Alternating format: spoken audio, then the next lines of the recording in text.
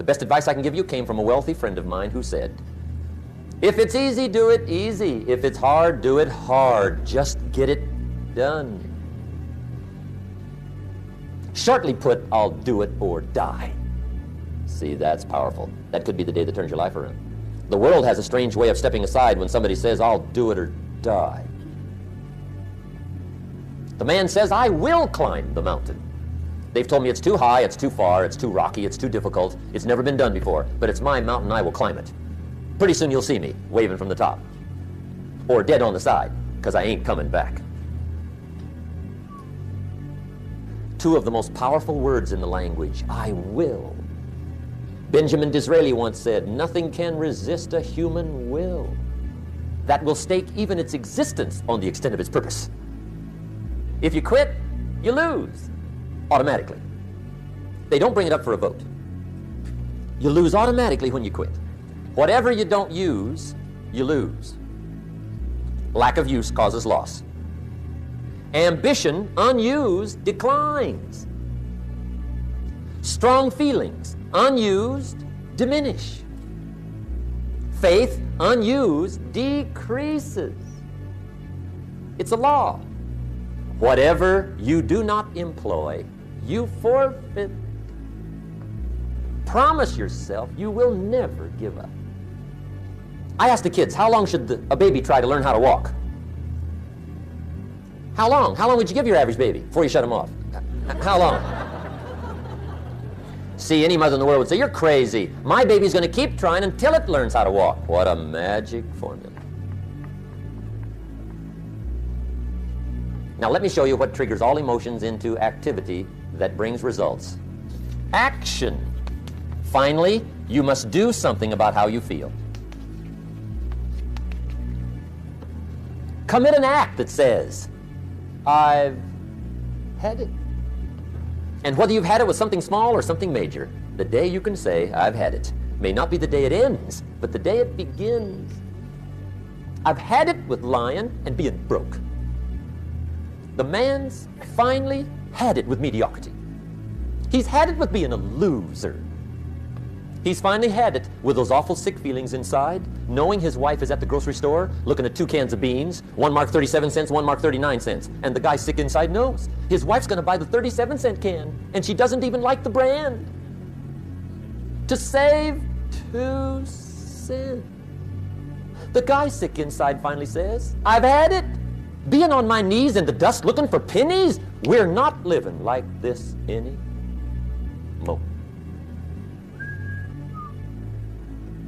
Could be the day that turns your life around. The day you can say, I've had it.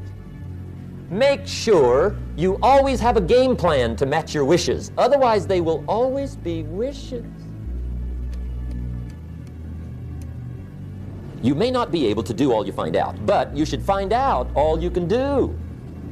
Jesus, the master teacher, said, don't just be listeners, be doers. The world admires the doers. Another Bible phrase says, faith without action is useless. Some people these days are big on affirmations. You've got to be very careful of affirmations. There's a thin line between faith and folly. The best clue I can give you on affirmations is this. Affirmation without discipline is the beginning of delusion. And there's nothing worse than delusion. The guy keeps walking west looking for the sunrise. I mean, delusion is bad.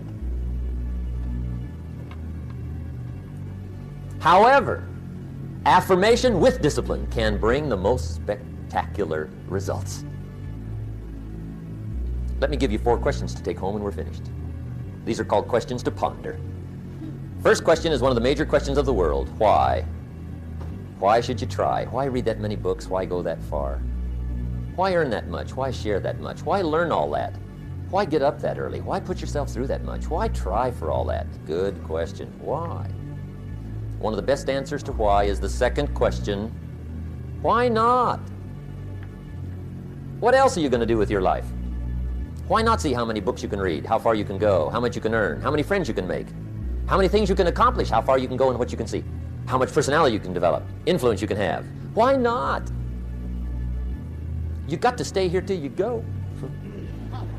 Why not? The third question is, why not you? Why not you? Some people have done so well. They get to go, they get to see it all, they get to do it, they get to be there.